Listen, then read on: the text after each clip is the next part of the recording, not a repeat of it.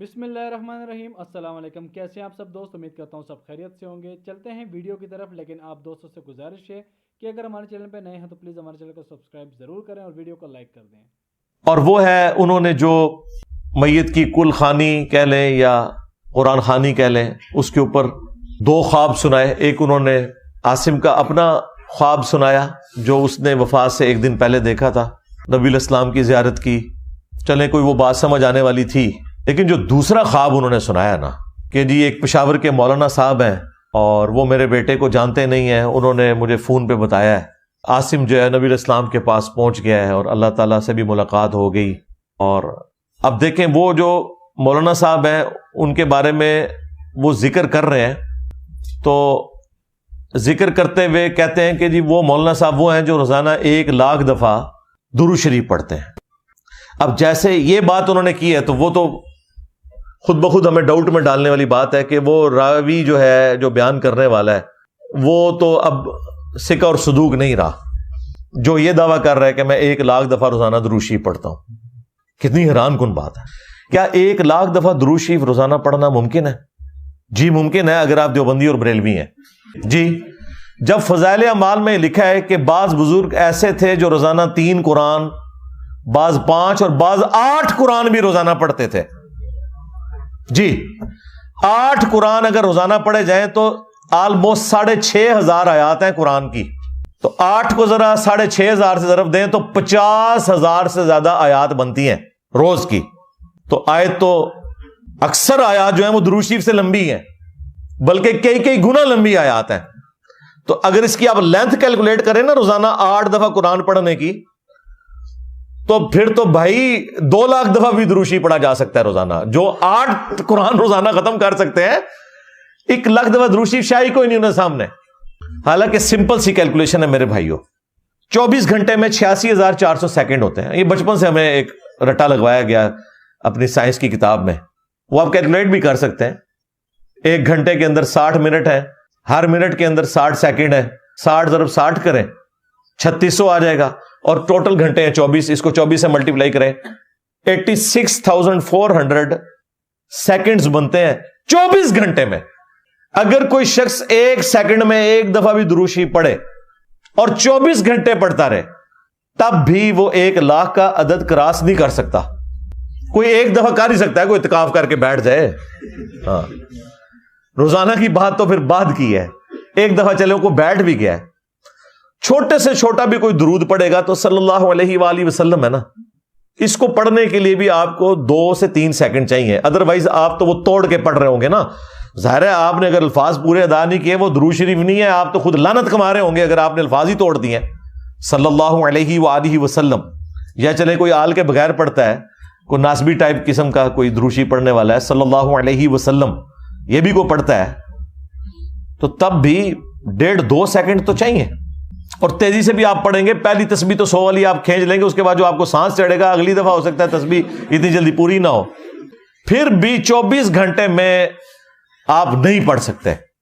ابھی تو میں یہ کہہ نہیں رہا کہ اس نے سونا بھی ہے، نماز بھی پڑھنی ہے، نماز پڑھنا تو فرض ہے نا، درود شریف پڑھنا تو فرض نہیں نا، سوائے نماز کے، نماز میں فرض ہے، نماز کے علاوہ تو نفلی عبادت ہے، اور باقی کام بھی کرنے ہیں۔ تو یہ بالکل جھوٹ ہے۔ اور اب جو لوگ اس کا پلی لے رہے ہیں کہ دیکھیں جی یہ اپنے بزرگوں کے لیے تو 1,00,000 دفعہ درود شریف مانتے ہیں تو ہمارے بزرگوں کے لیے مانتے ہیں، اور بھائی دوئے بھرا ہو تسی، ہاں پتر تو کیوں فیل ہویا؟ ابا جی تہاڈے دوست دا منڈا بھی فیل ہو گیا، ہاں بھائی دوئے فیل ہوئے ہو، بھائی یہ بالکل فراڈ ہے، نہ اس طریقے سے کوئی معاملات ہوتے ہیں۔ یہ اس طریقے سے کہنا کہ جی 1,00,000 دفعہ درود شریف پڑھ لیا، تو یہ تو اس کے بعد وہ جو بھی خواب بیان کر رہا ہے تو اس کی کریڈیبلٹی آپ خود ہی سمجھ سکتے ہیں۔ اب ہونا تو چاہیے حکومتی لیول کے اوپر ان لوگوں کو بٹھایا جائے، انہیں کہے کہ ہاں بہ ہیں تھے 24 گھنٹے ہستے ذرا، ہاں تے پڑھ اونچی بات ہی ذرا درود شریف، میں بھی سنا ذرا 1,00,000 کس طرح پورا ہوتا ہے۔ اب آپ یہ باتیں کریں، کہتے ہیں جی کرامت ہے، اچھا جی کرامت ہے، جی بریلویوں کی ہو تو بدعت ہے، تہاڈی ہوتے کرامت ہے، یہ کون سی کرامت ہے بھائی؟ تو خیر یہ تو آپ دعوت اسلامی والوں کے پاس جائیں تو ان کے پاس تو ایک درود جو ہے وہ 10-10 لاکھ کے برابر ثواب والا موجود ہے، ادھر تو پیکیج ہی بڑے فٹ قسم کے ہیں۔ ہاں میں ایک جوان بیٹے کی میت اٹھا رہا ہوں، اور اس کو قبر میں اتار رہا ہوں، اور سوشل میڈیا پہ کیا کیا میرے ملک کے انسانیت ہی بھول گیا ہے، اسلام کو پتہ نہیں کیا بنا دیا ہے۔ میرے بیٹے کی لاش میرے سامنے ہر وقت نظر آتی رہتی ہے، اور کوئی کہہ رہا ہے خواب جھوٹا بیان کیتا سوں، کوئی کہہ رہا ہے بیان کرنے والا کوئی جھوٹا ہے ہی، کوئی کہہ رہا ہے قرآن خوانی کیوں کیتی سوں، یہ تو حرام ہے، کوئی کہہ رہا ہے دعا کیوں کروائی سوں، سارا حلال حرام ایتھے ہی رہ گیا۔ ایک زخمی باپ کے زخم پر پھنبا رکھنے کی بجائے میں نے بڑے انسان زندگی میں صدمے دیکھتا ہے، ناگواریاں دیکھتا ہے، میں نے بڑی بڑی ناگواریاں دیکھی، لیکن عاصم کی ناگواری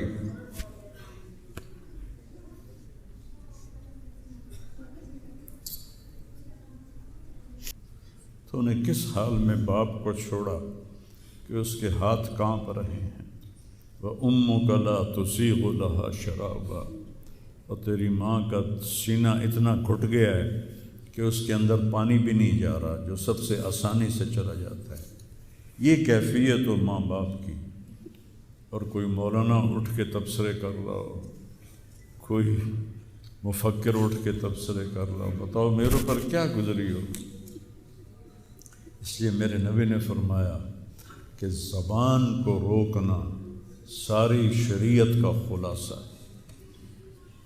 دین بیان کرتے ہوئے جن کی زبانیں زہر بن جائیں اور شعلے برسائیں، ان کو بھگتنا پڑے گا آخرت۔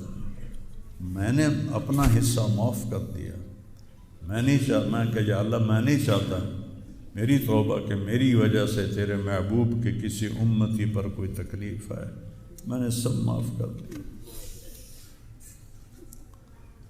لیکن اللہ کا نظام تو چلتا ہے، اور صرف لائک لینے کے لیے جھوٹی خبریں، چند پیسے اکٹھے کرنے کے لیے، وہ یہ نہیں جانتے کہ ایک باپ کا زخمی جگر اور کتنے زخم گہرے ہو جائیں گے تمہارے چند پیسوں کے لالچ، اور کرنے کو کوئی باتیں ہیں نہیں، اور جو اس قسم کی واہیات بولتا ہے اس کو لوگ سنتے بہت، کوئی مثبت بات کرتا ہے تو اس کو سنتا کوئی نہیں۔ میں نے اپنا دکھ آپ کے ساتھ شیئر کیا ہے، اور آپ کو نصیحت کرتا ہوں اپنی زبان کی حفاظت کریں۔ میرے نبی نے کبھی منبر پہ کھڑے ہو کر کسی کو برا بھلا نہیں کہا، عبداللہ بن ابی کو بھی برا بھلا نہیں کہا، مجلس میں بیٹھ کر کسی کو برا نہیں کہا، اور تو یہ کرتا ہے، مرتے دم تک آپ نے یہ کسی کو نہیں کہا۔ کسی کی کمی بھی دیکھی تو نظریں جھکا لی، اس کی کمی کو اچھالا نہیں۔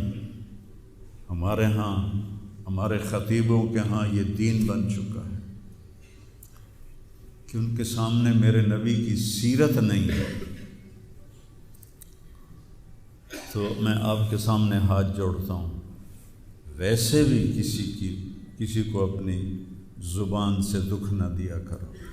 چہ جائے کہ ایک جوان بیٹے کی موت کا غم لیے ایک زندہ لاش پھر رہی ہو، اور اس کو پتھر مارے جائیں، اور اس پر اپنے غصے کو نکالا جائے، بڑے دکھ کی بات ہے بھائی، بڑے درد کی بات۔ یہ ہماری قوم کی گراوٹ کی انتہا ہے، گراوٹ کی میں تو اس وقت پاگل تھا جہاں سے مجھے کسی نے جھوٹا خواب بھی سنایا تو میں نے تسلی لی کہ شکر ہے میرا بیٹا، جوان بیٹے کو اللہ نہ تنوں اٹھاون دے ویلا وکھاوے، اللہ تنوں اٹھاون دا ویلا نہ وکھاوے۔ تو جو تار سے نکلی ہے وہ دھن سب نے سنی ہے، جو ساز پہ بیت گزری ہے وہ کس دل کو پتہ ہے۔ یہ تو وہی جانتا ہے جس پہ یہ صدمہ گزرتا ہے، وہی جانتا ہے جس کا جگر ٹوٹے ٹوٹے ہوتا ہے۔ اوروں کو کیا پتہ کہ اولاد جوان اولاد کا، اور میرا بچہ یہ اتنا نیک تھا، کبھی غیبت نہیں کرتا، کبھی غیبت نہیں کرتا، کسی سے نفرت نہیں کرتا تھا، کسی کی غیبت کرنے نہیں دیتا تھا۔ ایسے اخلاق والا بچہ میرا مر جائے اور مجھ پر تان و طنز ہو رہا ہو، قرآن خوانی کیوں کرائی، کوئی کفر کر دیتا ہے، اسلام ہی چوں نکل گیا۔ یہ دیوبندی بریلویوں نے آپس میں لڑ کے پوری امت کا دھولیا بگاڑ کے رکھ دیا۔ خطیبوں نے، میں صحیح علماء کی بات نہیں کر رہا، خطیب چاہے دیوبندی کے ہوں، چاہے اہل حدیثوں کے ہوں، چاہے وہ بریلیوں کے ہوں، چاہے وہ شیعوں کے ہوں، سوائے نفرت کی آگ بھڑکانے کے ان کے پاس اور کوئی موضوع کوئی نہیں۔